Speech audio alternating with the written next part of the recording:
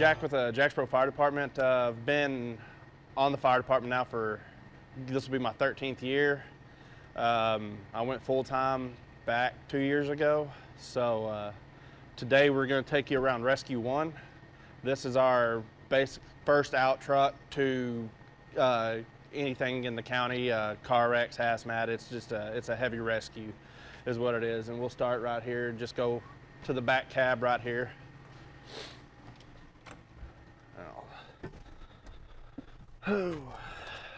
Back cab in here, we have a TIC thermal imaging camera, so that's something to help us see fire, search for people, stuff like that. We have our gas detecting equipment right here, a CO monitor. So on structure fires, we'll wear these CO monitors, and when that stops beeping, we know the air is safe, that we can come off of air. We've got a multi-gas detector right there. It runs different gases, so if we do get a gas call, we can take that in here. And then we've got another gas monitor right here, kind of fine-tune. It kind of helps us to find where we can see it. This is the hot stick. This right here, if we got a downed electrical line or anything power-wise, we can turn this on and it beeps at us to let us know if it's still hot and or if it's safe to deal with. Knox box keys right here. Our Knox box keys are to access businesses around Jacksboro for after-hour calls. We can get into the Knox box and get the building keys out of the Knox box.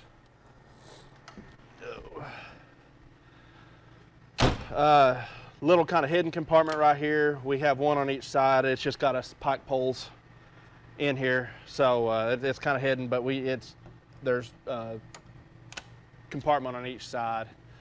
In this compartment right here, R1, we have our accident ahead signs. Each one of our trucks have accident ahead signs, so if we work a major accident or something like that, and it's going to be an extended call, we'll get somebody to go set these up so we can hopefully slow traffic down. Underneath here, we've got a good little supply of collapsible traffic cones. Probably got 10 or so we can at least get a traffic set up, make working easier.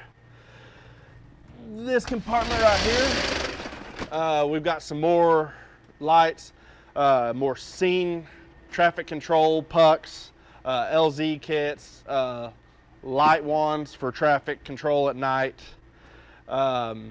Here we've got a gas plug kit, so if we get somebody that hits a gas line and we've got the right plug, we can plug it and hopefully stop it for the gas company to get here. Got a small little spill kit right here. It's got diapers, a little bit of sawdust,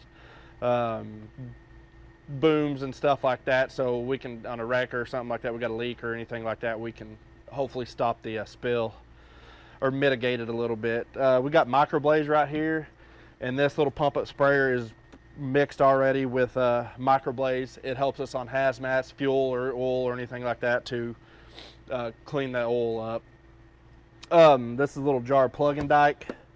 Plug and dyke, if we've got a leaking fuel tank on a truck, diesel tank, mix a little bit of water with that and you can just paste it on there. It's just like a clay almost, and it'll stop the leak. Just got a little quick inside ladder, a little folding ladder, a little combi ladder right here, and then we've got car unlock kits right here if we need to get a car unlock kit or get somebody's car unlocked for them. These little compartments right here, we've got, well, there it goes. We have water extinguisher, ABC extinguisher, and a CO2 extinguisher. Then we've got some RIT tarps, tool tarps and stuff like that. So we're on a structure fire, we can set all our tarps and bottles on tarps and have them off the elements.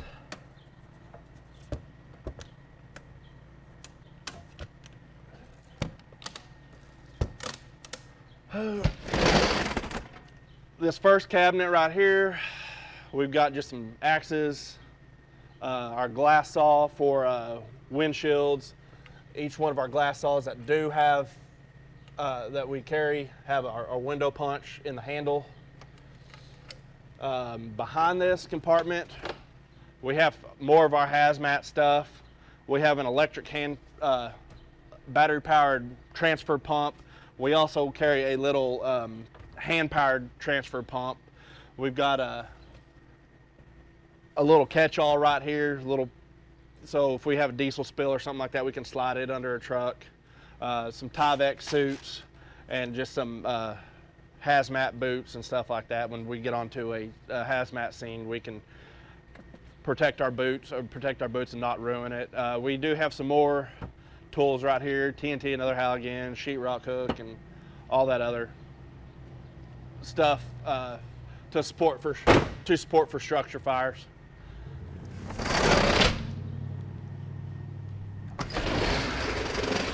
Back here, got all of our stuff for extrication. Each one of these trays do pull out. They roll to get which tool we need. We got our spreaders, our cutters. We got a little combi set of cutter, or little confined space tool right there. A large ram, a small ram. Back behind, we have extra hose if we need to add on. We've got power cords. We have spare batteries for our battery powered tools, and then we also have a battery powered sawzall.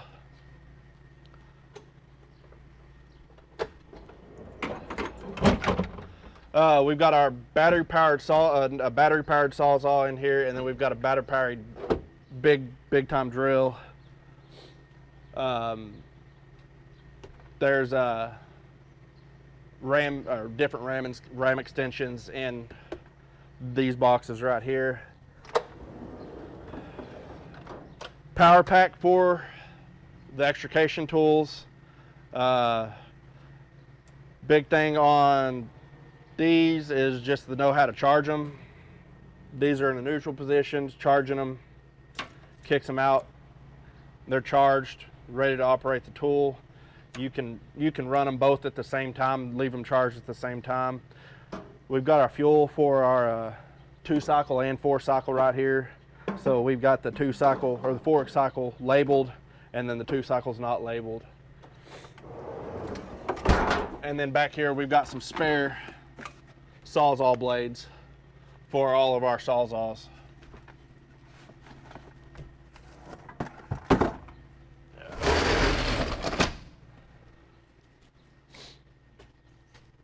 Back compartment here,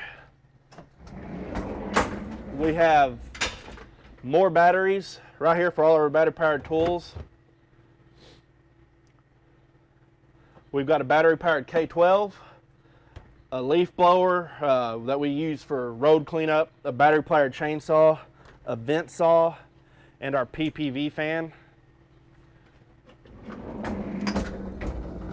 And up underneath here, there's a little nook. It's hard to see, but we've got spare saw blades for our K12 in there. So if we're on an extended scene and we chew through saw blades, that's where the extra saw blades are. Back here is our ladder compartment. We have a 14-foot roof ladder, a 10-foot attic ladder, and then we've got a 24-foot extension ladder, and then we've also got 2 longer pike poles back here.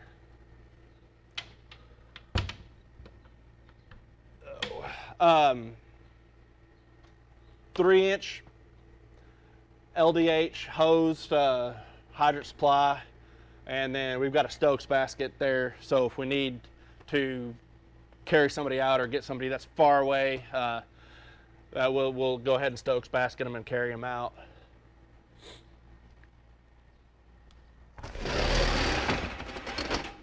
All right, we have more battery powered tools. We got a battery powered drill, impact. We've got all our seam tapes right here. We've got some electrical supplies. We've got screwdrivers and Allen wrenches and hammers and wrenches. And then we got our sockets and pliers and all this stuff. We got more. We got a little grinder up in here. We just got more battery-powered tools and along another row of batteries. This compartment right here, these 4 buckets is what we carry our kitty litter in for car accidents. We get car fluids on the ground. We've got these 4 buckets right here that can at least mitigate some of the problem. We've got straps and chains back here for whatever we need, whether it be to stabilize the vehicle if we have to with straps and stuff like that, or pull somebody out, or pull ourselves out if need be.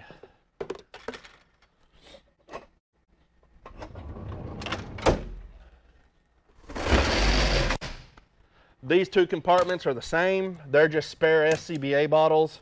So if we're ever on a structure fire, this is where the spare SCBA bottles are. It's like that on most of our trucks. Most of them have the wheel wells for spare SCBA bottles.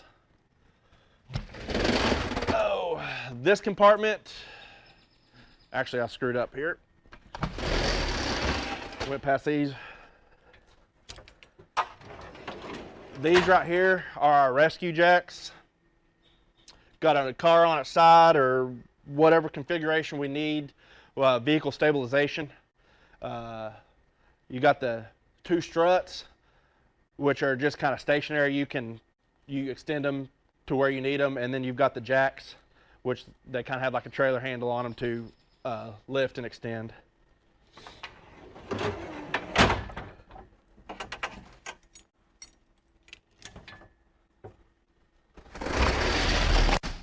Here we've got more vehicle or more stabilization. We've got step chocks. We have all sorts of cribbing, 1-bys, 4-bys, wedges. You got tire chocks. Back there we have our large set of airbags, lifting airbags, and then we've got a smaller set of lifting airbags right here.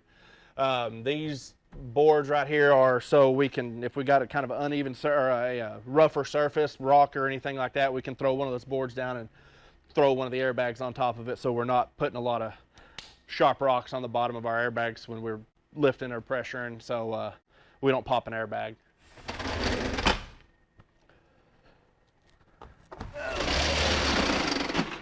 This is a bigger compartment.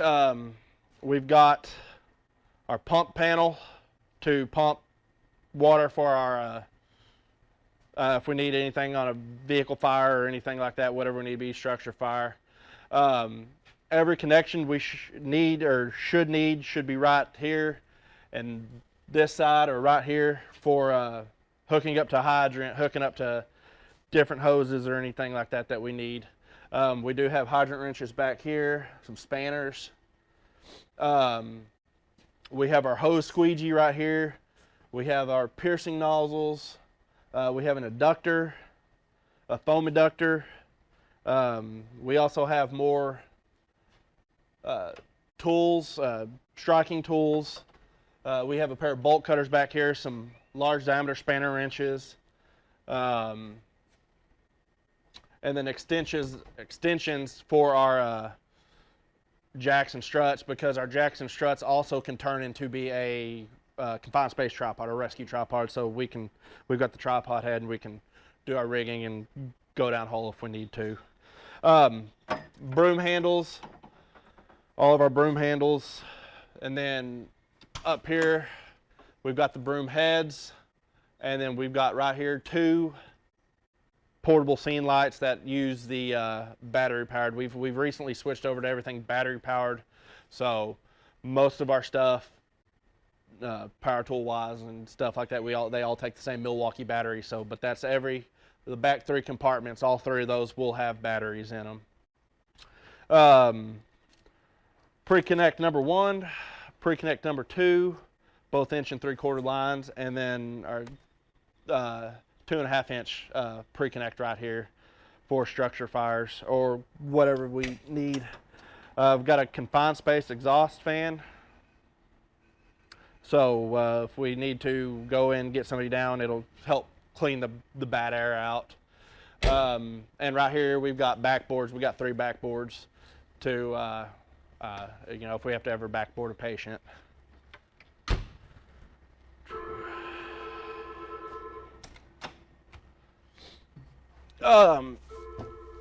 Everything back here, we've got each seat except the driver's seat has air packs in them. We've got our RIT bag, rapid intervention team. It's got a spare bottle, it's got a spare mask. If we have a firefighter go down or has air pack trouble, we can send them in to go assist the firefighter. This compartment right here, we have our medical supplies, and we have just a medic bag with all the, you know, airway stuff, trauma stuff, and stop bleeding, stuff like that. We also have some up here. We also have like some disinfectant that can kind of help us clean up a scene or clean up blood or anything like that if need be. We've got our life pack right here that we carry if we run a medical call, if we need to check somebody's blood pressure or anything like that to check patient care. This is where it's found. Anything EMS is going to be inside the cab of the truck.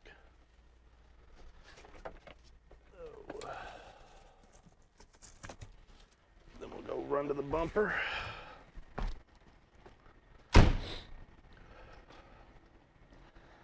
Front of the bumper, we got 2 compartments in the front of the bumper. This smaller little compartment right here will hose our jump line.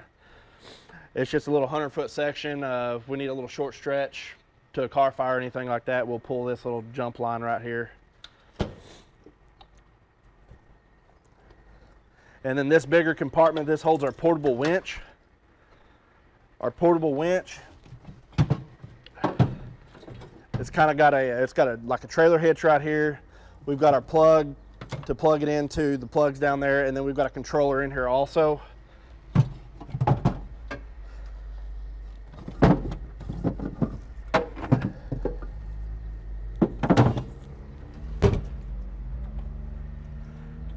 It can hook in. We've got hitches right here, and on each side of the truck behind the wheels we have each hitch, and then 1 hitch in the back, so you've kind of got 360 coverage with that winch. And then we'll go up to the top,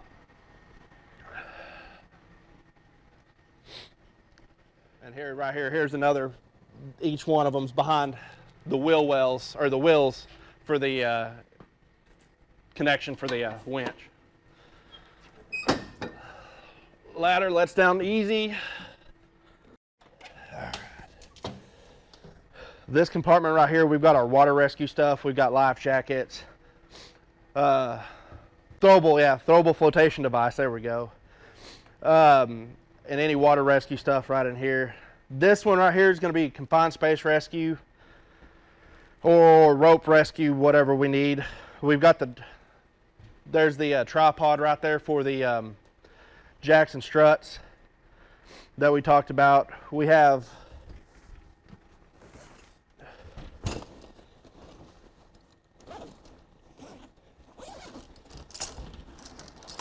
all of our rope hardware, carabiners, pulleys,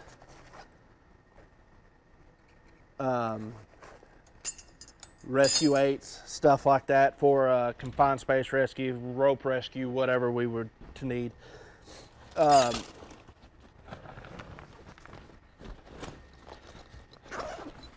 Like this bag right here, it houses harnesses for the rescuers, so we can get geared up and down wherever we need to get to.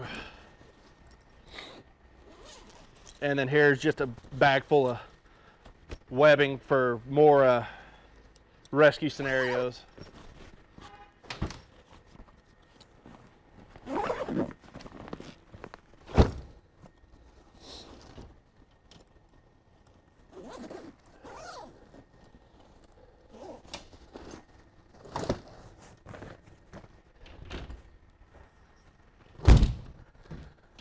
Up here we carry an extra couple buckets of foam.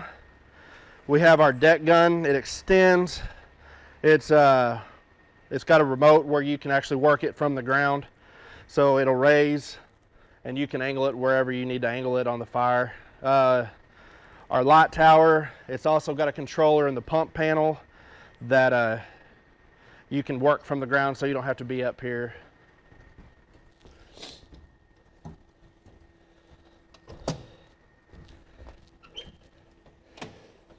Up here we got rope for rope rescue or anything that we need it for. We've got a couple bags of rope, and then we've got 3 skeds.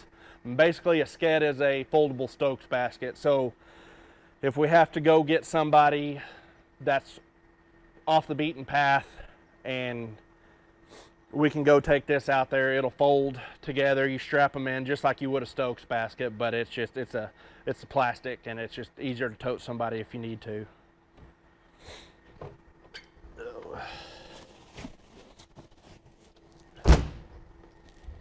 And that's about it.